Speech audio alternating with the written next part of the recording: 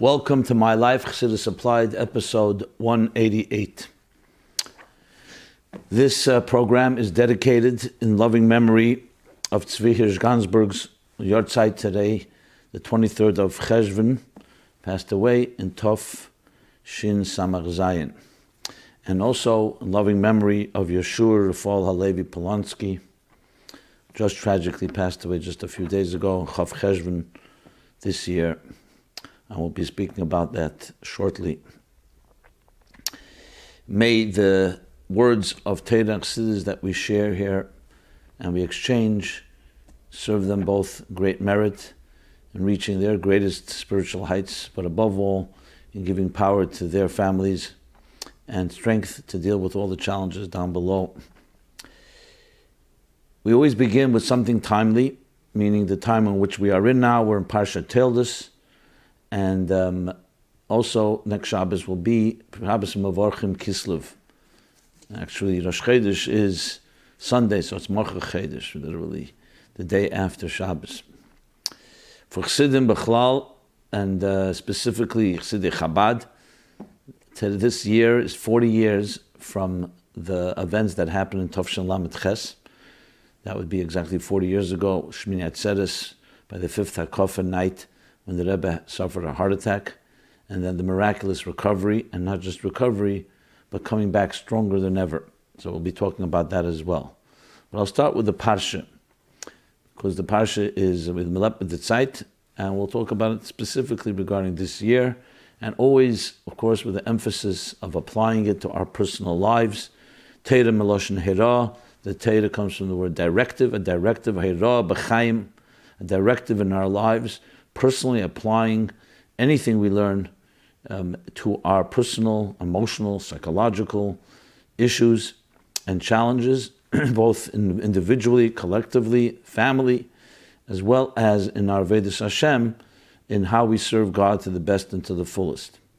So Parsha Teldus, the theme, of course, of Parsha Teldus is primarily the birth of the two twin brothers, the twin brothers called Esav and Yaakov. That's how it starts. Ela Teldus. These are the children of Yitzchak and Rivka. And we learn immediately that it was a difficult pregnancy. And she came to plead to God, why is it so difficult? And she's told that you're carrying two nations inside you. Ulum Ulum Yematz. Two nations inside of you. So the two children, the two babies, the twins weren't just two children, they also were archetypes of nations that would forever, throughout history, struggle. And these are the two nations that from Yaakov would derive the Jewish nation, and from Esav would be the nations of the world, and primarily the Western world. Reim, Magdil, Zuremi, as we will read at the end of the Rashi, the end of Pasha Vayishlach, the grandson of Esav, and Rome, the Western Christian world, what's called Malchus Edom. That's why we find that Esav is called Edom. Number one, because he was red, but Edom is also the Edomites. The Edom is the Malchus Edom, which was the Roman Empire that became the empires of the Western world, that according to the Torah is the last Golus, the last long Golus, after Malchus, after the Golus of Mitzrayim, and there's Bovel, and Paras Amadai, and Yovan, and so on, the Golus Edom. And this is under Esav. And Keshazeh comes and Nephil, these two archetypes, these two nations cannot coexist in our day and age, because they are antithetical to one another. And as we see it play itself out in Yaakov and Esav's personal life. What lesson do we learn from this? And what personal lesson? So this chapter, to begin with a question or two, really poses tremendous questions. In many ways, you can say this chapter even feeds the stereotype that so many anti-Semites, Rachmana litzlan, Yamach Shamam, used against Jews. What do we find? The Yaakov and Esav, yes, struggle as they are born. They're two very different personalities. One is a Ish Milchama, a warrior, Yedid Tzayid, a hunter, a warrior, a master of the hunt. And the other one, Yaakov, is Ishtam Yeshiv Ahalim, a wholesome person whose Yeshiv Ahalim means sitting in the tents, a scholar.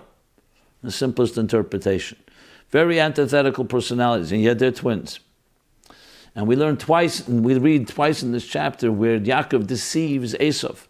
First, he buys from him the birthright, because Esav came out first from his mother's womb, and he was very thirsty, very hungry after one day, and he buys it. Yaakov has for him a meal. If you give me your birthright. Okay.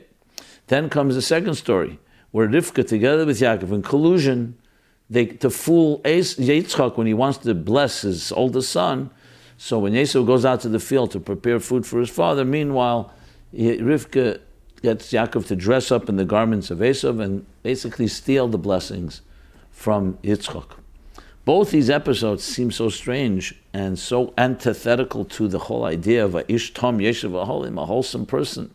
First of all, how do you even buy a birthright? The birthright's a spiritual thing. You can't just go buy it for money. And the second time around, what is this fooling Yitzchak?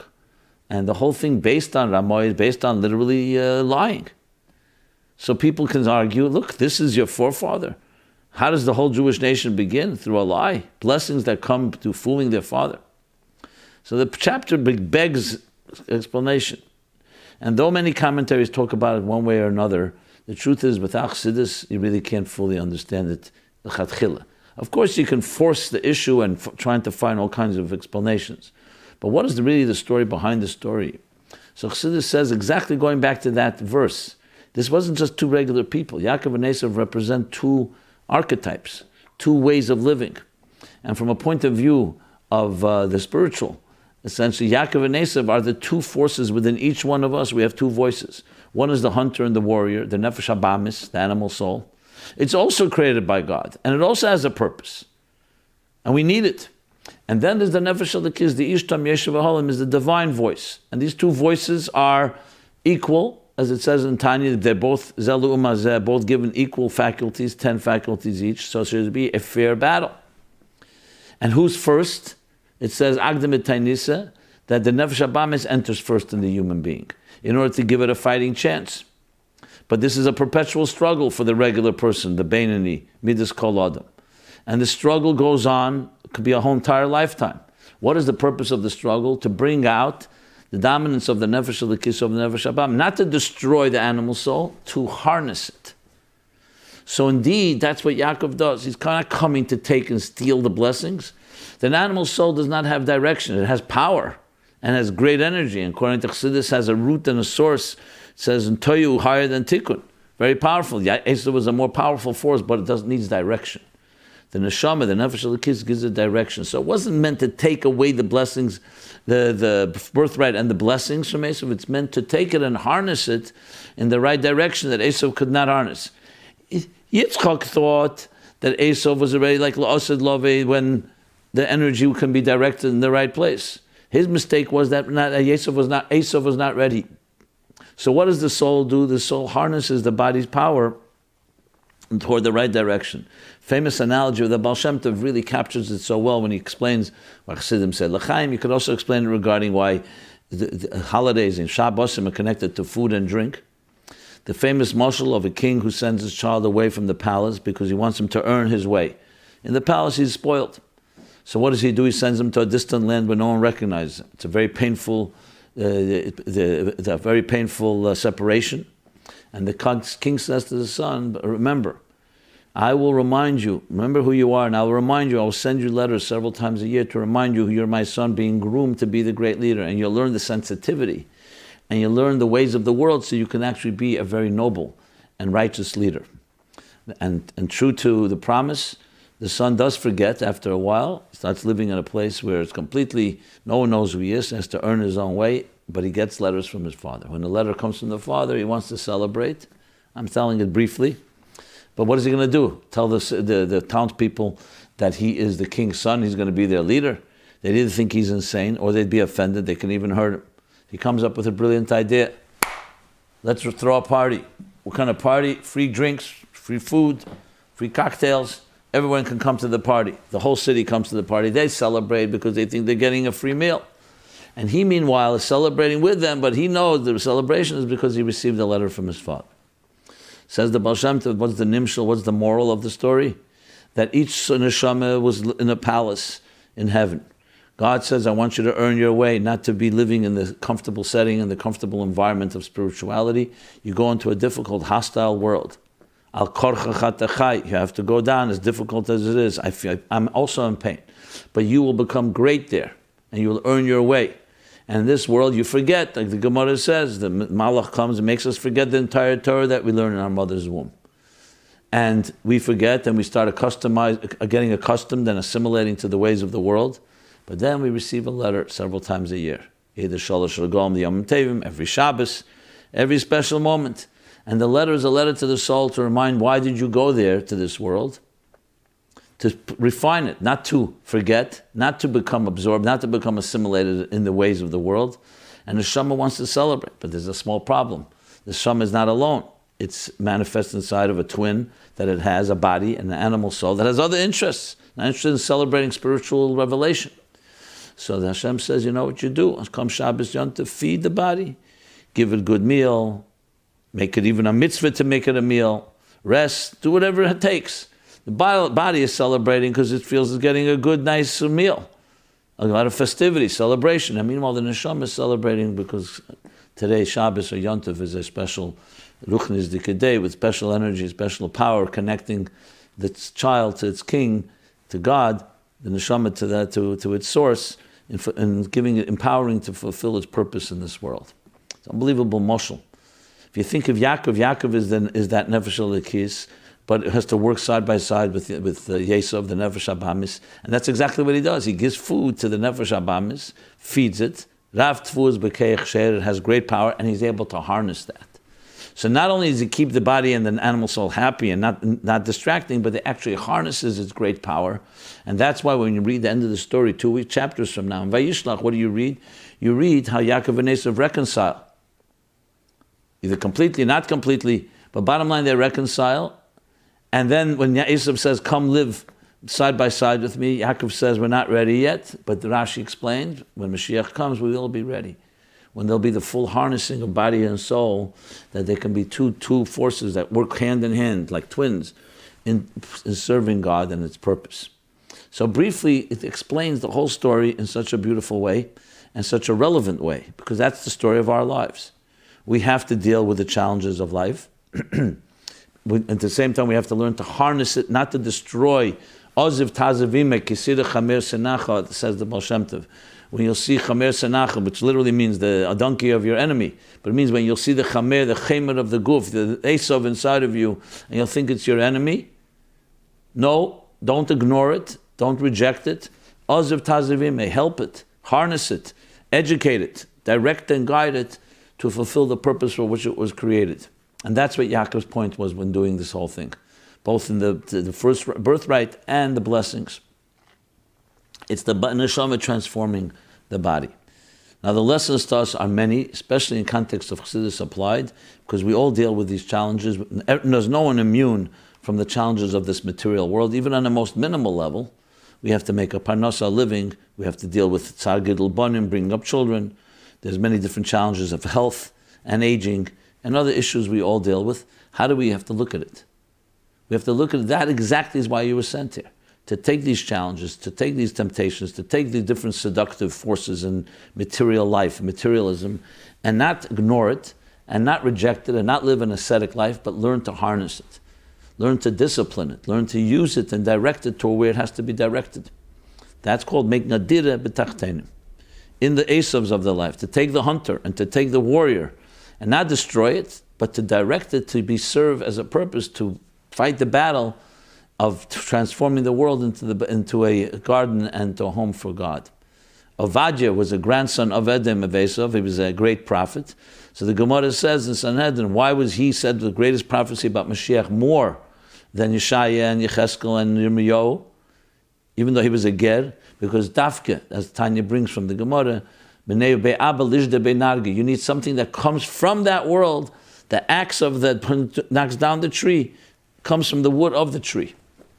That's called Esapcha. So you take Esav and you can transform it from within, and that becomes a harnessed force that, together with Yaakov, leads us to the Geula.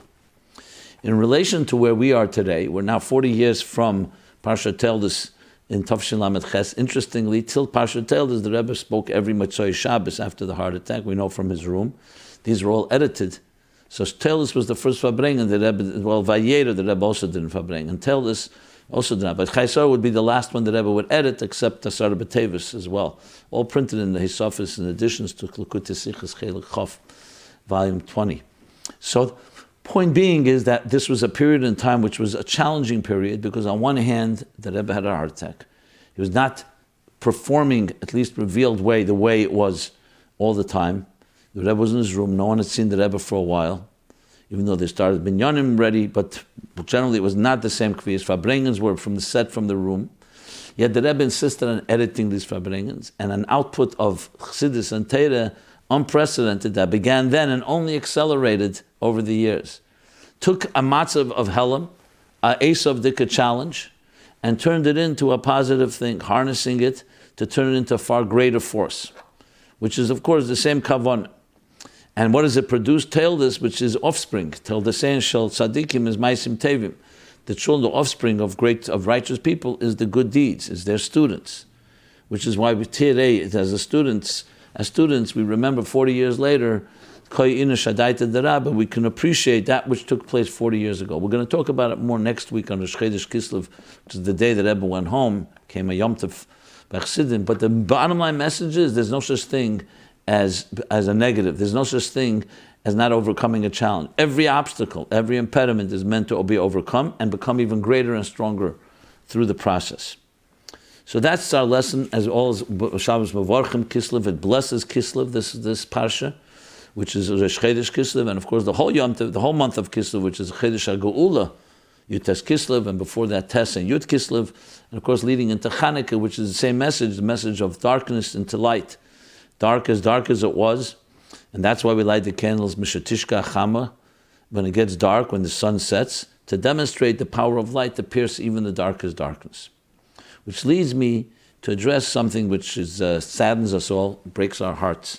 A 31-year-old person in this community, and who suddenly, completely unexpected, is affected, and ultimately God takes his neshama from us, leaving his grieving wife and 2 babies, family, loving friends.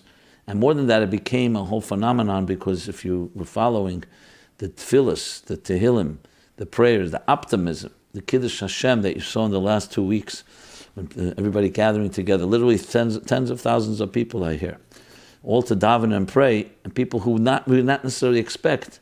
You would hope that God would have a little rachmanis and say, look, people are going out of their way and have such hope in you and such trust, ready to prepare, they're ready that the miracle would happen and he would survive.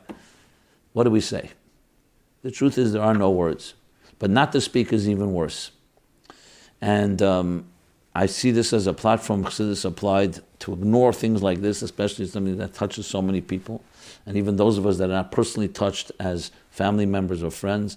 But as the Rambam says, it's achzarius, it's cruel, not to ignore and think it just happened. Another tragedy happened. When catastrophe strikes, he says, at the beginning of Hilchos Tainus, the basis of all fasting is that when something negative happens, it's cruel and insensitive to ignore it and dismiss it as, okay, part of the way life goes, as many people say. Tragedies happen all the time.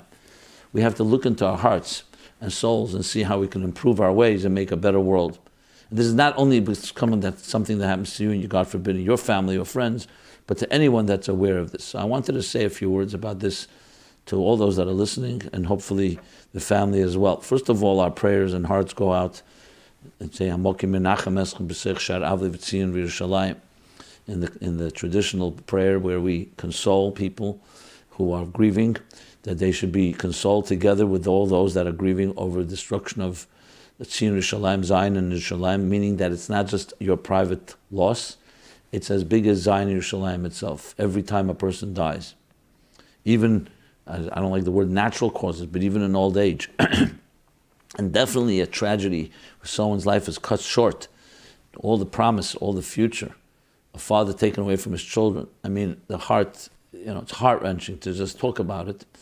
We never. It's not a private affair. It's a schism that reflects this separation, unfortunately, until Mashiach comes, between body and soul, between Yaakov and Esav, between the neshama, which of course continues on its journey, but now it's separated from the body, and that's the pain. the pain for all those that cannot touch and cannot connect to that loved one. So the pain is indescribable, and the loss, and yet we don't stop there. We recognize it, we cry, we don't ignore it, we don't make believe, oh, it didn't happen and God is good. God is absolutely good and the neshama lives on, but we do grieve. That's the way we connect. It's part of how we were created, because there is a separation. Even God cries with us. Hamokim Yenachem, it says. Hamokim, God is space, is also consoles the mourners. And at the same time, however, we also find deeper strength, because we know, just as all those that said the Tehillim and pray, we know that the neshama does not die, period. The connection to us may be severed, at least to the naked eye. The neshama does not die. It sees us, though we can't see it. And it continues on its journey. It does not minimize the pain, but we know that this is not the end. There is no such thing as the end. So everything is leading to another place. Why it has to go through this way is a mystery that we'll never understand. And we can cry out and ask why. What we know is what we have to do about it. And what we have to do about it is we create deeper bonds of love and connection. And all those that said the prayers, never think your prayers went in vain. You may remember the famous or sad, infamous story, Mrs. Waxman in Eretz Yisrael, who was leading a prayer vigil for her son, who was then caught by some terrorists, and they were holding him hostage. Israel, of course, didn't negotiate with terrorists, so they found him where he was, but they came just a few minutes late, or even a few seconds late, and they killed him, unfortunately. And the whole country was saying davening and for prayers and tehillim, and they went to the Kaisel and everything. But that was what happened. One of the cynical and I guess abrasive and disgusting, I would say, the journalist asked Mrs. Waxman, so what happened to all the prayers? Where's your God? And she calmly looked at him and said with full composure, God heard our prayers. He listened to our prayers. He answered our prayers. His answer was no. It was such a dramatic impact on everyone that heard that. The Kiddush Hashem, a woman in that type of place, it wasn't just a line, it wasn't a cliche. It was coming from the deepest heart pain. That's the story. God said no. We do not know why. So don't think your prayers had no impact. It did not have the desired result we all would have liked.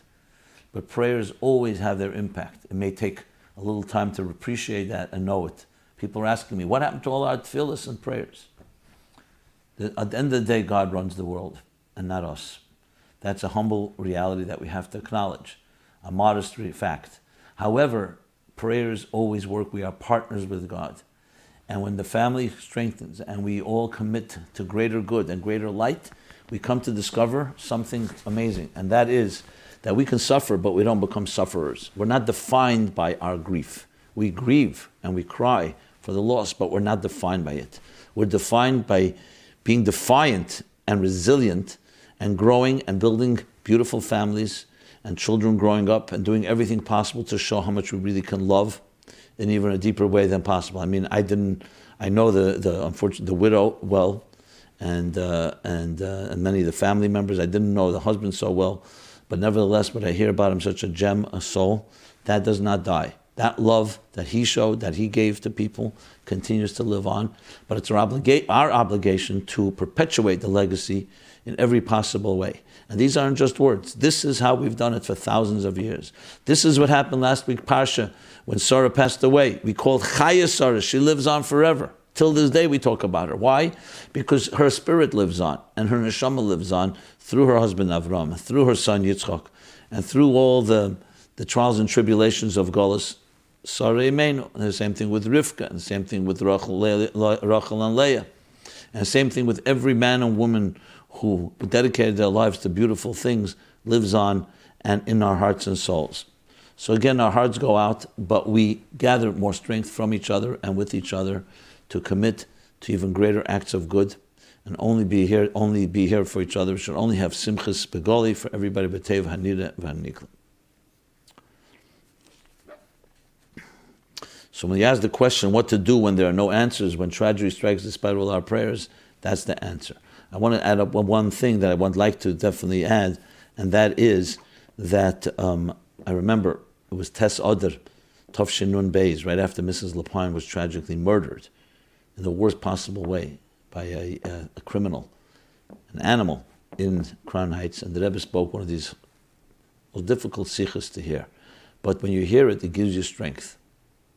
And he said then, I think the only time he ever referred to the posuk that you don't speak about God, and the Rebbe still took upon himself to say things, is the posuk in Kehelis in the beginning of chapter 5, where it says, Al tevail al picha v'libcha al yemar lehetzi davar lefnei Elikim ki Elikim b'shamayim v'ata ala oretz al ken yid v'orecha ma'atim. The Rebbe referred to al ken yid v'orecha ma'atim. It says, be not rash with your mouth, and let your heart not be hasty to utter a word before God. For God is in heaven and you are on earth. Therefore let your words be few. And don't speak with many words.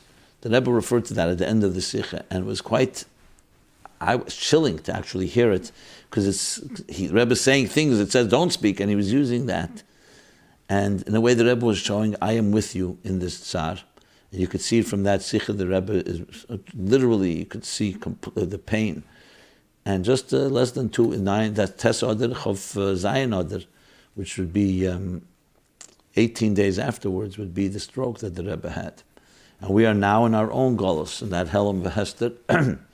And yet we were trained that as dark as it may be, and the losses that come our way, we gather and we muster up even deeper strength. I also want to refer you to 3 episodes where unfortunately I talked about previous tragedies. Episode 11, 61, and 83. These all can be accessed on in the archives of my life.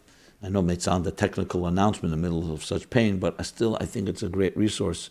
We should never have to rely on them, but just in case people want more information, I would definitely suggest listening to that. And here's a good opportunity to go My Life, Chassidus Applied, meaningfullife.com/mylife, and you can have those archives are there for those episodes I just mentioned, as well as all the topics. You can search for them by topic, and also submit there your anonymous questions or comments, which I encourage and invite you all to do. Let us move a bit to something more positive, even though this is also positive in a way, but a little more not as heart-wrenching. So some questions, and a lot of follow-up. I reserved a lot of time for follow-up because you can't imagine how many responses came into last week's discussion, especially around the issue of the yellow flag, and as well as about Merkus and a few other things.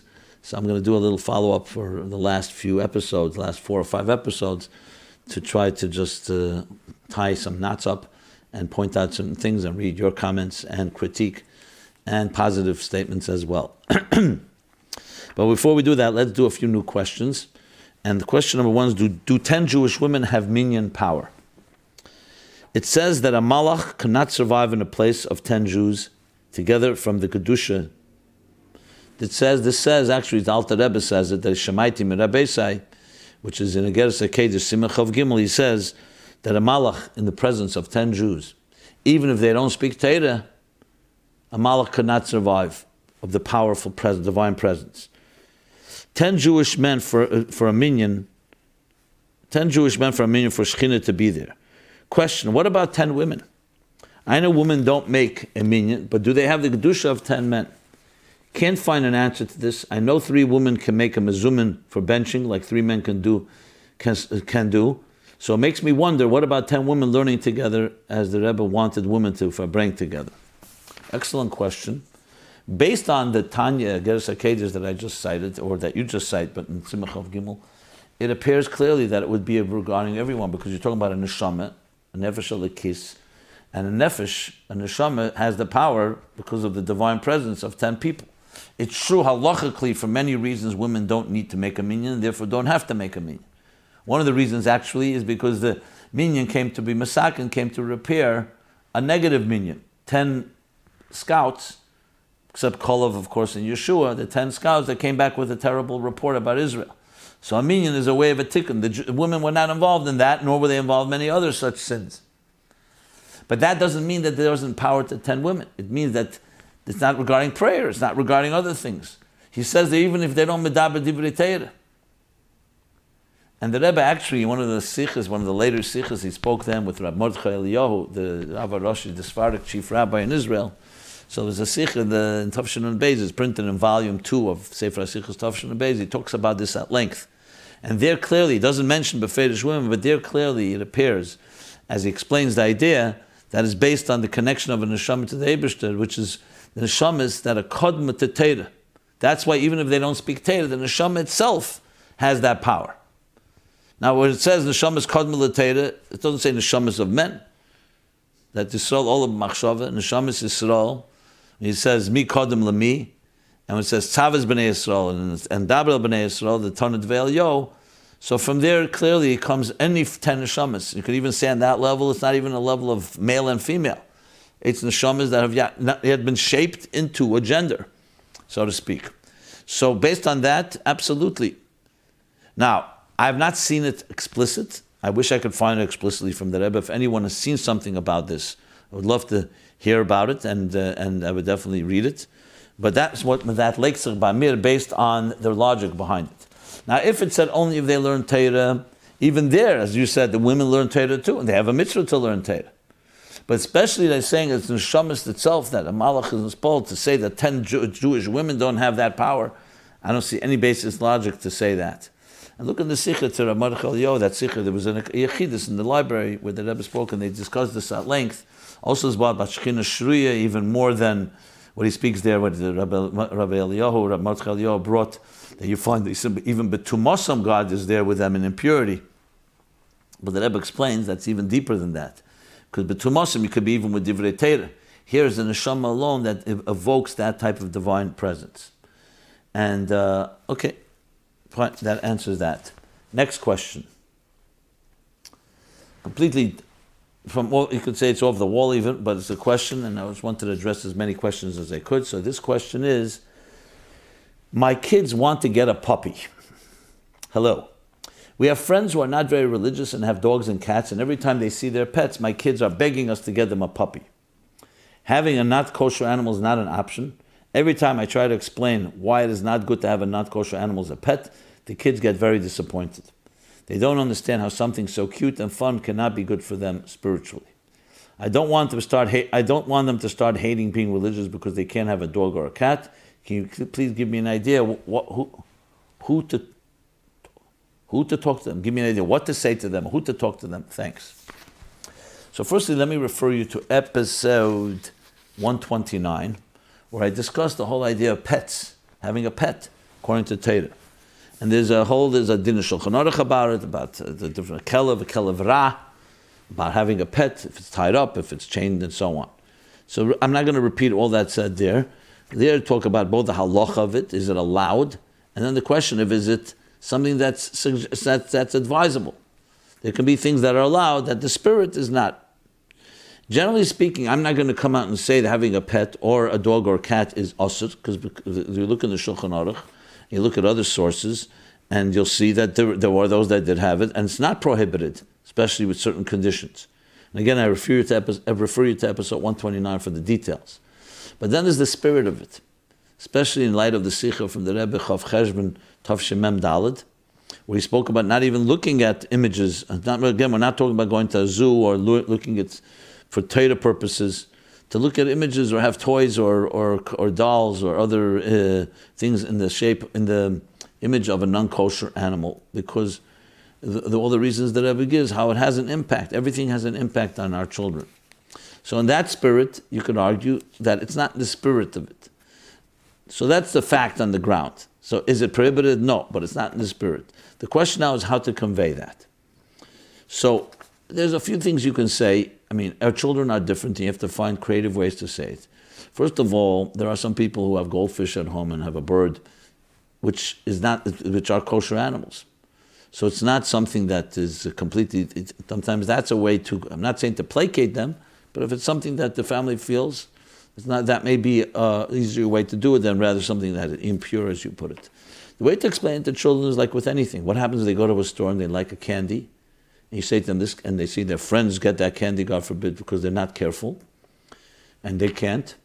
Or watching different things on a phone or a video. The answer is you speak always positive. And I'm just going to say general atheists, and everyone has to adapt them to particular children, also depending on what age.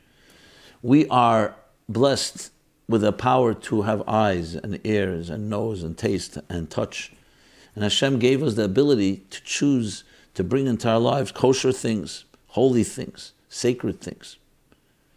And that's the beauty of a human being. Would you, for example, want to eat something, God forbid, poisonous? It may look good, but it's not for you. And instead of saying someone is bad by someone else is doing it and they're bad, always focus on the positive. You say, I love you as a child. I love you as a child. I'm going to take you to a park. I'll buy you a gift. I'm going to buy you something that is not possibly be destructive. I'll buy you something that will enhance your life. And it's a good opportunity to explain that even though a dog and a cat were created by God, as well as other animals, each have their role. They have a role to play. And as much as we may enjoy having one of these as a pet, again, I'm talking in the spirit of it, there are other things you can do to enjoyment. I think it's vital to focus on the positive and show them other alternatives of what we bring into our lives. And it's a great lesson to say certain things we bring to the Shabbos table, certain things we don't bring to the Shabbos table. Not because it's bad. Varayah, it's 6 days of the week, there's certain things we do. But on Shabbos, you're not going to bring a scissors to the table. You're not going to write. Not because writing is a bad thing, because now it's a holy day, and a holy day we're more careful. The same thing is all week long. As a holy person, you're more careful. And as a sensitive person, certain things you don't want to contaminate. You don't want to be toxic. We have a smoke alarm. We have a carbon monoxide alarm. Why? Because there's certain things that are dangerous to a person. You give examples that work without scaring the child, that show of how we create healthy environments. If the room is filled with smoke, if a room is filled with bad smell, what do? We open a window. Why? We don't allow it in. And you give examples to show children that there's discretion of what they should take into their lives and not. So I see it as a great opportunity. If children really want something, talk about that with them in that positive way. And then find an alternative. Say, we're going to buy something for you. I'll buy something that really enhances and grows your kedusha, your sanctity, your neshama, and that which you were created for. Okay. Now let's move over to some follow-up. There's a lot of follow-up. I hope I can cover it all. We'll begin, I'll go in order, from episode 183. These are just comments, random comments we got. Some of them are, I'm just reading them as they came in with no particular order except the order of the episodes. So back to episode 183. So Rabbi Jacobson, thanks for posting Rabbi Jacobson's videos. They're excellent, informative, and literally make the day for our entire family as we watch it or share it with each other. Number 2, just brilliant. Week after week, I'm amazed at the clarity and grounded approach to addressing even the most controversial topics.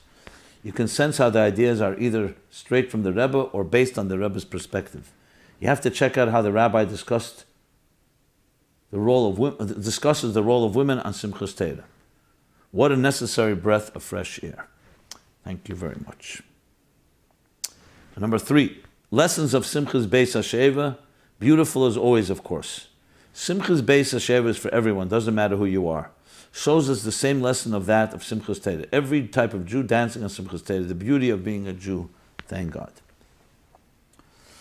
Another person writes, this was back then when we spoke about the dancing, women dancing with Sefer Torah, the Rebbe's letters about that. And again, you can refer to episode 183 for more details. This is just follow-up. Very good topic. To be honest, Simchas Torah brings a dreaded feeling to my heart. I dislike dancing with women while the men on the other side of the mechitza are dancing with Torahs. It makes me very uncomfortable. If it was just me, I do accept it. When you have a community that's looking to you as an example, it's hard. But I like Rabbi Jacobson's perspective. So refreshing to hear these questions addressed. A fellow shlucha suggested to me what she does at her Chabad house on Simchas Torah. Have an exclusive all-women's Farbrengen with ice cream, great discussion, and interactive Jewish games. We're talking about college students here. I can't wait to try it this year. Thank you again, Rabbi J. Okay, no comment. I like the ice cream part. Another person says, I didn't feel that the question was fully answered about the dancing. Honestly, creative ideas like women Farbrengen doesn't really cut it. When men are half drunk and women are left to watch the kids on a long hefker day, no proper meal or schedule, women can feel lost. Okay, I still feel that what I've said was a good suggestion, but I respect your sentiment. Number 6, it's another comment all on episode 183. It's a unfortunately, very complex issue. As a shluch in a small place and no viable solution to a separate women's event that would not be Kel Isha, etc., I am left with my hands tied year after year. When Mashiach comes, the women will rejoice on Simchas Torah, but tragically we're still in Golus. Ad Masai. Again, I think when we put our heads together, even in that situation, you can find eitzes.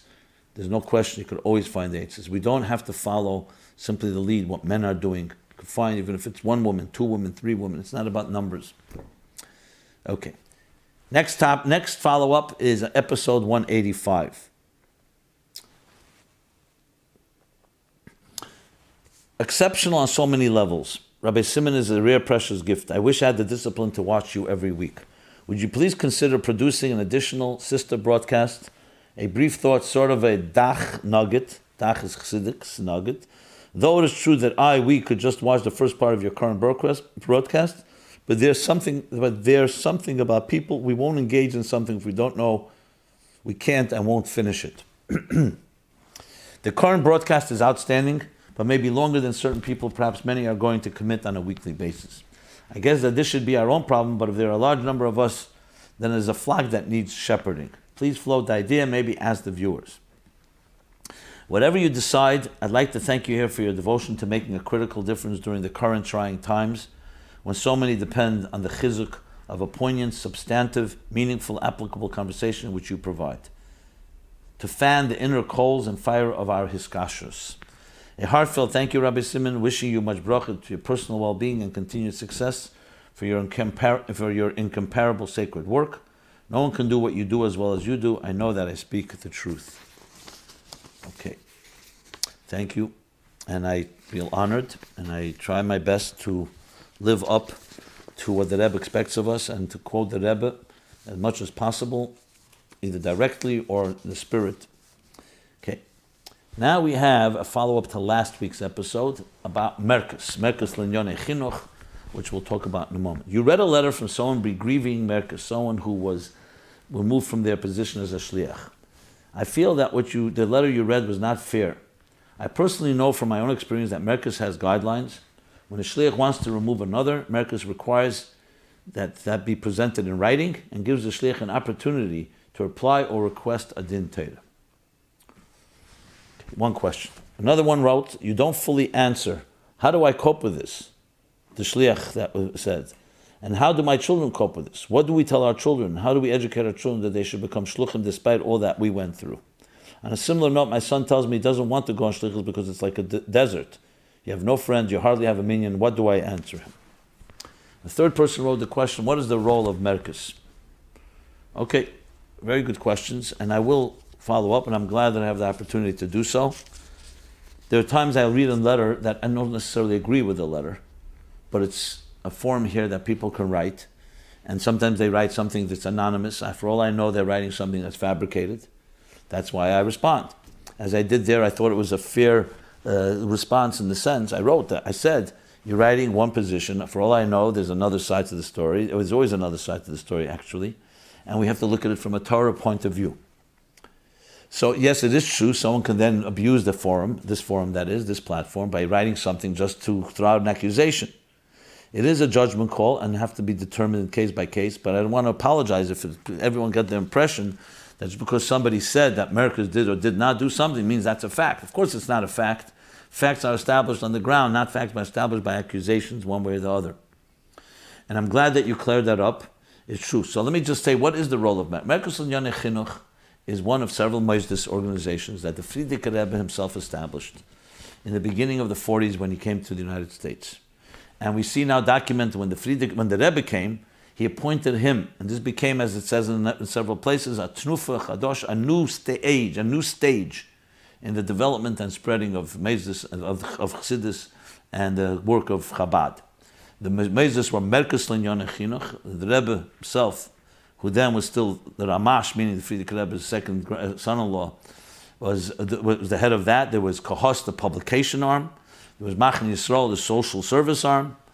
And there was those were the three mezes that the Frierdiker Rebbe established, and the Rebbe being the head of all of them. So we're talking about sacred mezes that have a role that the Frierdiker Rebbe put in place, and of course the Rebbe continued. And in the years when the Rebbe took over the Nesias, the exact mandate of each of them you'll have to look up in Hayom Yom, and there's documentation, and letters, and so on, what the role of these different organizations are. But generally speaking, Merkos Yonei Chinuch, exactly as its name implies, is the center of the centrals. Merkos is a center, Yonei Chinuch, the central of educational matters, in Jewish educational matters, and became involved in establishing schools initially, and establishing anything that helps and promotes Jewish education. Merkos, of course, developed, as the Rebbe led it, to ultimately becoming what we call Merkos Shluchim, sending out Shluchim, let's say, every summer on a temporary basis, going out to different cities. And then became the permanent Shluchim. So Merkos became the responsible party, the responsible arm within the Chabad Mezes for the appointing and the managing and the coordination of Shluchim. Merkos is the one that coordinates the Kinus HaShluchim, which is coming up next week, and helps set up a situation, any shliach going out. Merkos is the one that is involved in that appointment. And of course, now when there are disputes, and there are, so human beings, Ein Deis Ein Shavis, there are disputes, so there's a system. Again, I'm not an inside Merkos person, but as far as I know, there's a system. If somebody has a grievance, one way or another, one shliach to another, so there's a Torah, as I said last week, there's a Rebbe that tells us directors to go to the Torah. So Merkos is not going to intervene, as this fellow accurately writes. Someone's going to present a grievance to Merkos. They will send that person to whoever the grievance is to address it, to respond. And then Merkos will act accordingly based on those responses and based on what the Rabbonim say. Now, the fact that there may be, these are human beings, and human beings are all subject to making mistakes, and they may be subject to different subjectivity. This is part of the parcel of what life is like in a world in which we live. That's why we have a Torah that tells us, gives us directives. Is it all worked perfectly? Absolutely not. And that's what I addressed last week. How do we deal with it? I'm not going to get into specifics because I do not know. You cannot judge something without hearing all the sides. And secondly, I'm not even a Rav in that position to do so. And this platform is definitely not one to do so. But there is clearly, Merkos at its best would be the one that, so to speak, referees or makes sure that the guidelines are followed and that we follow halacha and Torah and the Rebbe's directives in dealing with disputes as well. I spoke about them in more detail last week, but that's how I would respond to it. I try my best not to allow this platform to be used in any way, and especially even if I feel someone writes something, I will always counter and say, that's one perspective. We have to always look at it from all perspectives. I hope that gives a clearer picture, and most importantly, a fair picture, which is the balanced way to look at it all from the Rebbe's eyes, based on Torah and Halach and Chassidus. As far as answering children when you see these type of things, this is a bigger question in all situations. Many children are being hurt and have many questions about the different disputes that exist, not just within the context of Shlichus, regarding Mashiach and other issues. I've spoken about it many, many times. Paula Yamama Anan, we were taught not to get involved in disputes and not to get involved in our disagreements. We have to spread light, and we have to teach our children that. And we have to tell them, we live in a world, there is an Esav in this world. Yaakov Esav, Amurim B'Parsha, as I mentioned earlier. And the way we do it is we need to continue spreading light. If you have no choice, you have to deal with a conflict, there's a Torah that tells us what to do. But above all, even when there may be a setback, even when there may be, you say something didn't work out the way you liked it, and even if you think it's unfair, if you have no control over it at this point, because whatever, you have no recourse because there was a din Torah and it was resolved, even if you don't like it, that doesn't change, life does not end there. We grow and we grow through it and we go further. Are there times that we feel something really was wrong and there is a true grievance and someone was, so if you can remedy it through a Torah approach, by all means, but again, you don't want to become obsessed and live your whole life just to get what you want, just to be right. You have to sometimes feel, you know what, I've had situations like this, something I felt I was wronged, but you know, you look and you choose your battles and you move forward to grow and to do what the Rebbe wants. And that's the general gist of how we would approach all these things. Okay. The next follow-up is regarding the matter of the Rebbe's picture on walls, defacing these pictures. This was in episode 186. So one writer writes, it seems to me, again, I'm not repeating everything that was discussed in those episodes, that you have to look up in the archives. so you get the bigger picture. These are more the follow-up, as I said, tying up some strings, getting people's comments. Some I'm going to comment on, some I'll just read their comments and move on. So one person writes, it seems to me that the question is it proper to deface the Rebbe's picture once it's on a wall? I cannot understand how anyone could bring themselves to do such an act. In other words, he's saying regardless whether it's right to make the picture, to deface it is definitely wrong. Fully agree, and that's exactly what I said. Number 2 writes, another person writes, thank you. I find these classes to be so refreshing. It is so nice to hear a clear perspective on things that can be very unclear. Very grateful for it. Yesher Koyach. Then a third person writes in response to number 1, yes, it's truly very disturbing. Yes, it truly is very disturbing. It's even more disturbing to who actually did it. Ad Mosai. And finally, one more person writes, thank you, Rabbi Jacobson. Enjoyed your class, though I don't get to listen to it regularly. This was good, but still don't completely understand the food crawl issue. Okay, so I spoke about the fruit crawl as well. But then I addressed that as well in 187. I believe I followed up with that as well. Okay. Next follow-up is that last week's episode about the yellow flag of Mashiach. So this was the one I would say would receive the most controversial responses from all extremes. I tried to be fair and balanced based on how I understand it from the Torah point of view, from a Chassidus point of view, and some people don't like it. But what could you do? I'm not going to change my position just because some people don't like it, obviously. That's the whole point of this exercise. But if somebody can point out something to me specific, by all means address it.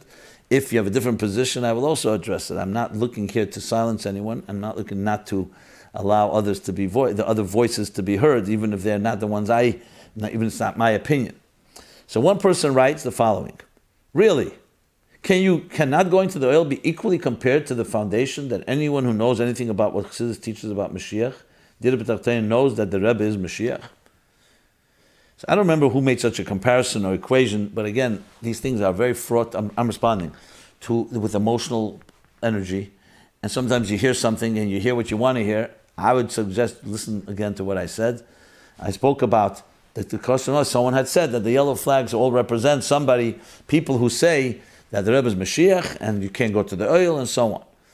I didn't make such an equation. Maybe some people do. That's their issue.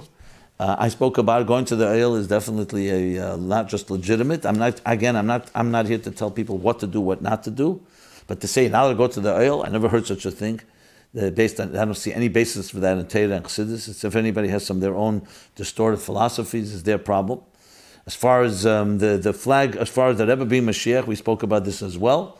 I spoke about mitzvah aveda reshus. There are things that you're not allowed to say, you're not allowed to do. There are things that are permitted, and there are things that are mitzvah.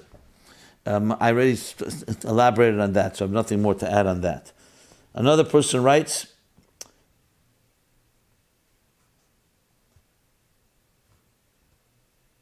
I guess this person is writing both about the shlichus issue and the flag. He says it happened to a family member, I guess that he was thrown out of his position or fired. Sometimes a Chabad house isn't the right fit for some people. It's hard with children, move back to parents' house, sob. Good news. Packed up to another one. It's working out so far. I'm not sure what you're referring to, but I guess it's a hint to whoever understands it, understands it.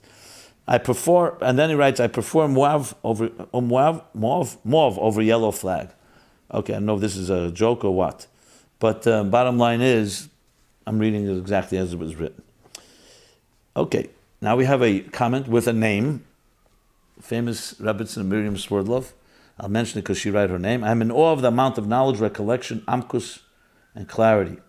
And the amount of work that goes into this week after week, and the patience. Kol HaKavod. Thank you very much, and may you be matzliach in all your work. And I see that you recently have launched I forgot what it's called exactly, but something every week, and it should go with great tatzlach. Next, skeptical. I will give this a listen, but I hope Jacobson is not trying to elevate what is otherwise an embarrassing display of silliness, referring to the yellow flag.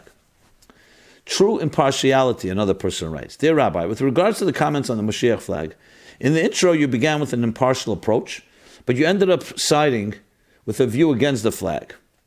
There were other issues as well with your comments. Was it accurate to say that we have never seen things like this from the Rebbe? How about the Tzivus Hashem logo? Are we to say that only logos the Rebbe himself created are allowed? Now, even if a chassid would create the Sivus Hashem logo in his own initiative, would that merely give it at a shus at best, rating in your book? Wouldn't you be more enthusiastic then and give him a warm pat on the back for creating something so beautiful for a project the Rebbe cares so much about? If yes, why don't you give the same warm pat on the back for a flag that states the one word the Rebbe cares so much about? Now, if the regards what the flag has been associated with, is your statement on the video objective?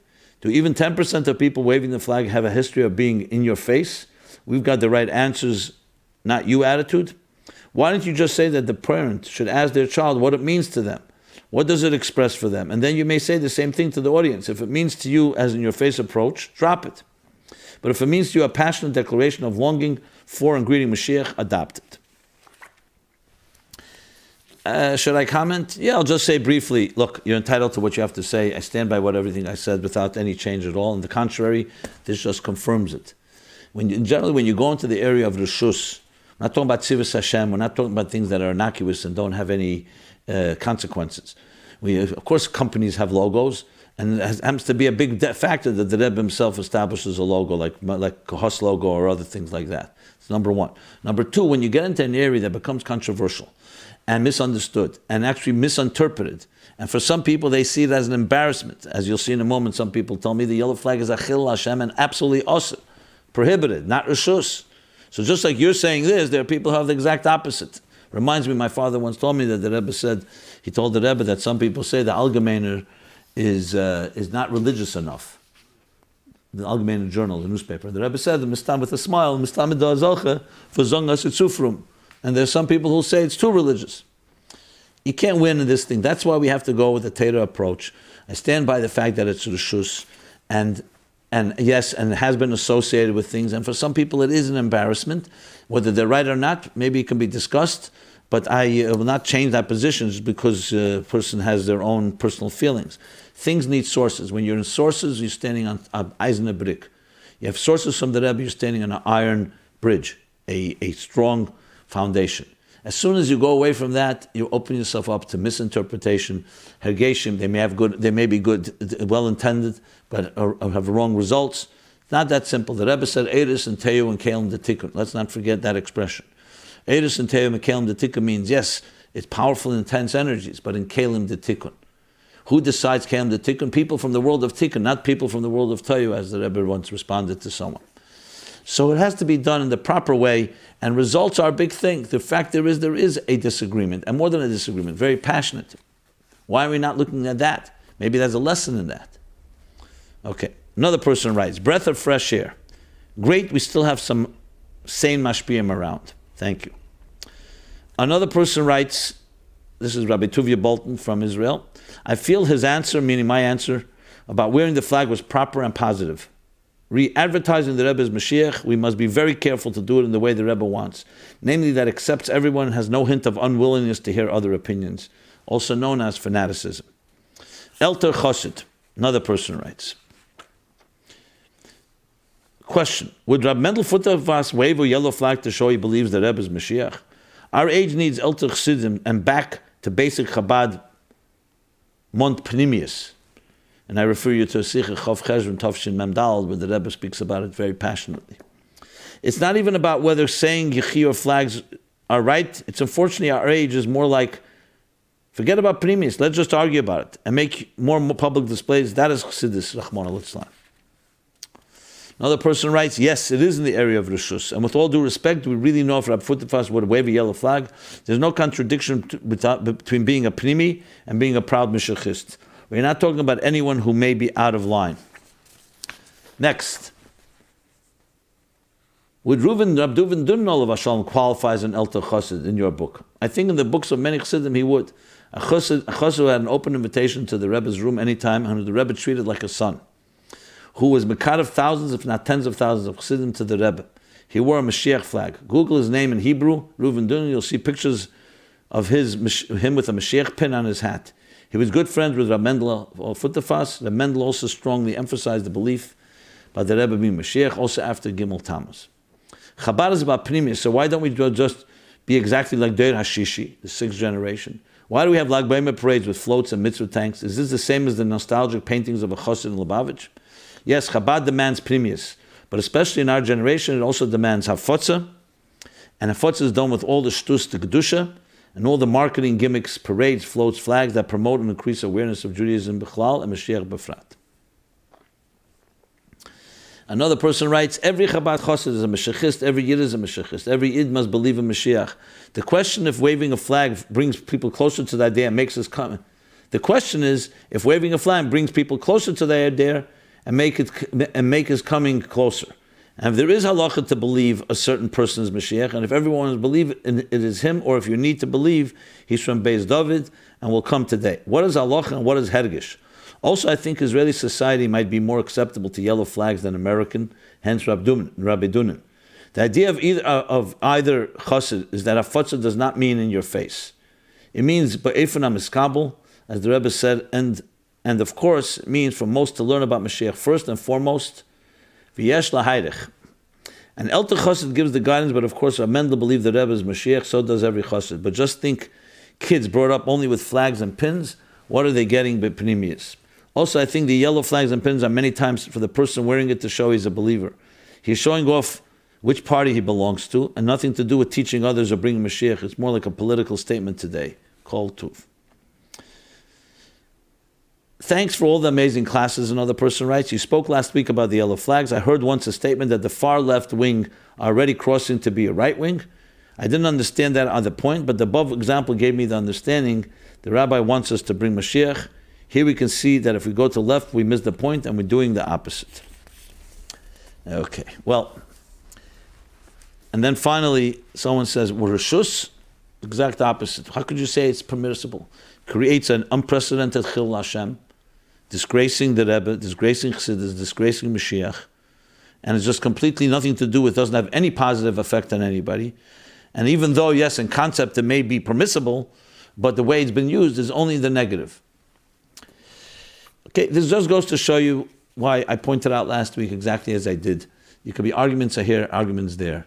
There are things that I said the Rebbe told us to do, to learn in Yari Gula Mashiach, to live by it, to live with Avos Yisrael, to teach others. The flag pin was never said by the Rebbe. I could not condone and say this is something from the Rebbe. Is it have any benefit? You'd have to see if it does, it doesn't. If it doesn't have any benefit, then yes, it seems to be a negative. If it has benefit, let it be demonstrated. Is it beneficial to whom? I don't know. Are there marketing logos? Yes, logos and parades that work, obviously. Has this logo worked? I'm out there in the secular world. I can't tell you that this works. I think nobody knows what it means. And unless you make an explanation, hasbara, a full, good explanation, what is Mashiach, what is Geula, in a proper way that people can understand, the pin, the flag means absolutely nothing. Does it mean something for the insiders to show who party they are? Yeah, I don't know if that's our inyan. You could argue it's very chitzenizik, just like the Rebbe speaks then Chav Cheshvan Tavshim Emdalet about pictures and other things, and the argument's a legitimate one. I am not a Rav, and I'm not going to come out and say it's osur, absolutely osur. But if it doesn't have benefit, and there's many things that we're not doing that should be done, one wonders what role does it play. And that's where I stand, and I stand by what I've said, and that's that. I was going to read more follow-up, but I see we've already gotten late in time here. So I'm going to deal with, well, it's a painful one, so I'll just read. I'll read the painful, this was a completely different topic. We spoke about the painful topic called molestation last week as well. I'm a proud wife, mother, and woman. I had to stop watching your episode after you read that question, the question about somebody, what should I do about my my inclinations to hurting someone else? I had to stop watching your episode after you read that question. I think child molesters should get the death penalty. What they do is pure evil. No place for them in this world, no compassion. But the world insists in having men ruling this earth instead of women. We all pay the consequences. Ego, violence, competition, perversion, distortion. The world seems to take a long time to heal. We are not perfect, but for sure less worse than men. Let's just take a look at statistics. God help us all.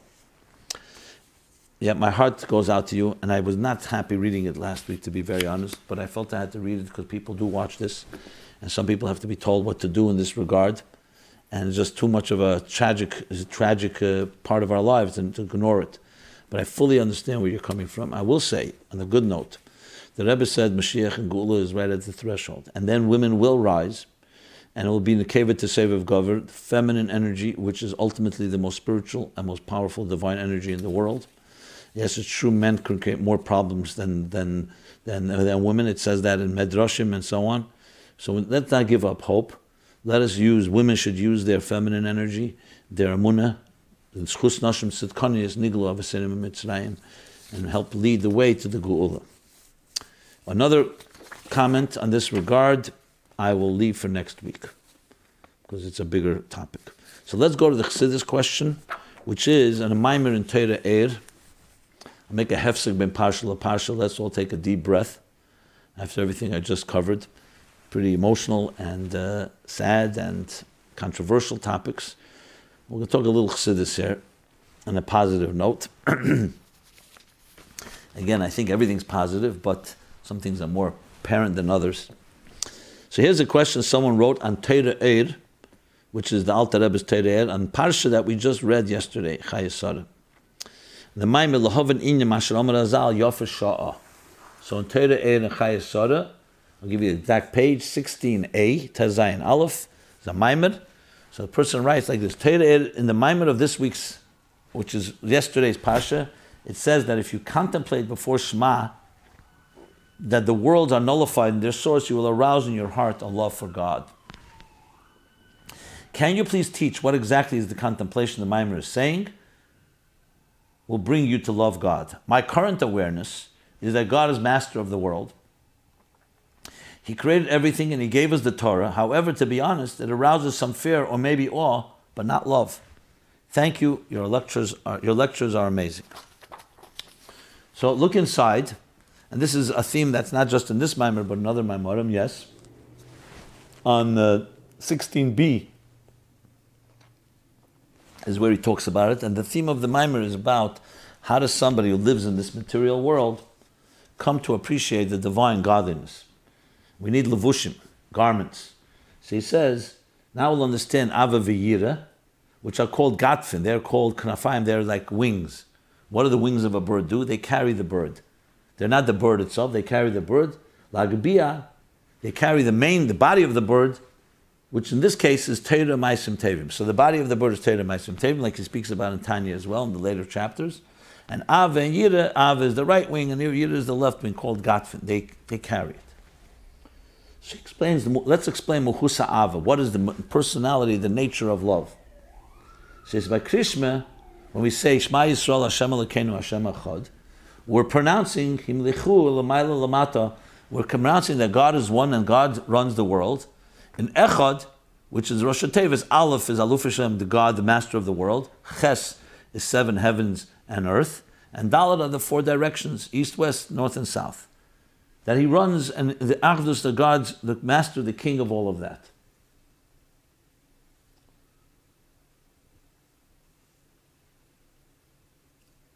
So he says the following. So the divine energy is manifest within existence in all aspects of existence. So the question is this a divine reflection, or does it have more than just a reflection? Because you could say it's a minimal amount that God invests inside existence. So he says, no, it also has something deeper. And he gives the example of the sun and sunlight. Sunlight is light, comes from the sun. But the sunlight compared within the sun is completely nullified within the sun. So when a person contemplates in Psukkah Dezimra and then in Shema, these are the words, that these worlds that we see, not only are they divinely energized, meaning the divine energizes them, but they actually are nullified in the presence of the divine essence. That means that existence, even though we see existence, it really is a reflection of something far greater of the divine, and there it's completely nullified. And it's only because us in the physical body and the Esav of our beings that doesn't allow us to see that divine energy with our eyes.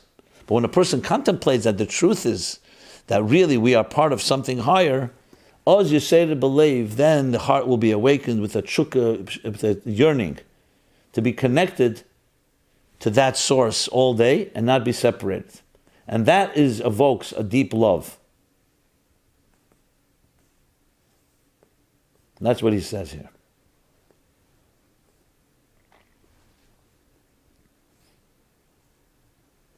So you're asking the question, why doesn't it evoke awe? The point is like this: awe is evoked when you talk about something that's beyond you. What means beyond you? Like you think about the divine that completely, compared to that level of divine, existence doesn't even exist. So then you stand in complete awe and yira because you're completely nothing in that presence. Here we're not saying that. Here we're saying it's a divine, you do exist. And the divine energizes you and God wants you. But when you compare my being to my source, you have a yearning to be in that source. It would be like recognizing, I mentioned before, the king and the son sends him away to a distant land. When he receives the letter from the king, he realizes that's where I belong. So what happens is it doesn't get evokes in him yira, fear or awe. It evokes him the love to go back to where he came from. So when the neshama recognizes that I don't see that source, but I feel, and by Shema I say, you know what? All of existence is from that source. It creates, I want to go back home. I want to reconnect to the source, and it's a loving type of experience. So love is a direct result of that type of bittul. When you talk about reaching places of the divine that's even beyond existence, then the only way you can relate to that is saying it's completely beyond me. I'm not even present there. So there it's a matter of awe and yira in that sense. So that's the brief explanation. And basically it senses that we have a deep connection to God and we want to get closer to that connection, because just like when you love someone and you hear about them and you hear that they have dimensions you have not yet been exposed to, it evokes in you the love to and the chukka, the yearning to want to connect to the person you love deeper. So it's a loving experience, this type of bittul, not a bittul of gvura, of yira, but a bittul from chesed, from love. Okay. Now we'll do 3 essays. The 3 essays, as we do every week, are number 1, Making a Living by Yosef Zukin, age 51, Rio de Janeiro, Brazil. Making a living. Pursuing livelihood is a very hard and extremely intense for most people. It is one of the main life issues in history. Much has been taught, advised, explained on this theme in Torah and elsewhere. Although the key to making a living is reserved to God alone, many factors have been related to good results and having a good parnasa or even becoming rich. In this essay, I will focus on the importance of time component in the equation of livelihood. It is based on many parts of the Torah, but always through the vantage point of the Lubavitcher Rebbe. My main objective is to contribute in 2 ways. Firstly, on how to become more conscious of what involves having a sustenance and consequently becoming less or not worried at all about parnasa. Secondly, the result will be to receive blessings for a good livelihood every day and always. For this purpose, a brief summary of 5 steps in order to reach parnasa mindfulness is presented. And he goes on to explain that we find the Torah that sometimes work is considered a curse after etzadas or a punishment. Why is it so hard to pursue a livelihood? How to make it a way of living and not dying for livelihood. And he gives 5 steps in a nice diagram. It goes from Kesed to Chachma to Bina to Zah to Malchus. And that first you need trust completely that the livelihood will come from God every day. 2, wisdom. Get the idea that livelihood is a test that you need to struggle hard to pass. 3, understanding, Bina. Understand all your livelihood comes to you through godly supervision. Number 4, emotions. Feel with your whole existence that God is the king of the world in an eternal way. And finally, Malchus, kingdom. Do what you can do today. Live with the time. Well done, and I commend you for that. And this essay can be read at meaningfullife.com/mylife, where you have the essays of 2017 as well as the essays from 2016 and 2015. You can also receive these essays as we post them if you subscribe to our weekly email. Next is true freedom of choice, true freedom to choose. Freedom to choose or free choice. This is in Hebrew by Menachem Mendel Fromer, 817, Kiryat Shmuel, Israel. Very well done, very good analysis. That in the Western world in general, we see Bechira as having a lot of options. You live in a free world, more options, more freedom. Says how wrong that is, explains how wrong that is, and then compares that to what true freedom is. As a matter of fact, the Western version actually creates a very state of chronic, a very deep state of depression, actually, because you're never satisfied. And he speaks about real bechira, according to Chassidus, that it's about choosing something that was made for you, something you really something that's really part of who you're really supposed to be. He does a very good job in explaining it in Chassidus. Usually it's the Maimer from Tafshil Amud Aleph about Anon Nesiv Malka, that I want to see the king himself, not just his ministers, because they come and go, and applying it all to a practical way of really seeing Bechira in that fashion, pretty comprehensive, and in 1, 2, 3, 4, 5 different perspectives on what that means, what free will truly is. So got another good essay, and definitely read, well worth reading. Finally, essay number 3, 3 Steps to Uproot Apathy, by Yehuda Ertel, Pittsburgh, Pennsylvania. Depression, melancholy, dejection, despondency. We all struggle with it, no matter what you call it, no matter if it is a psychiatric problem or just a simple case of the blues. Everyone at some point in their lives grapples with depression in some form or another. It is characterized by a state of heavy-heartedness and apathy. Many choose to wallow in it and let it fill them with bitterness and despair. And goes on to with some analysis of statistics regarding depression, but showing how the Rebbe, the Alter Rebbe in Tanya, presents a whole different approach than all other clinical and mainstream approaches. And that is about recognizing that depression, while most mainstream psychiatric follows a doctrine that states a person with depression is most likely missing something or has lost something, the Rebbe takes a different view. Most people with depression don't necessarily have to have undergone traumatic experience, have mental disorders or a biological predisposition.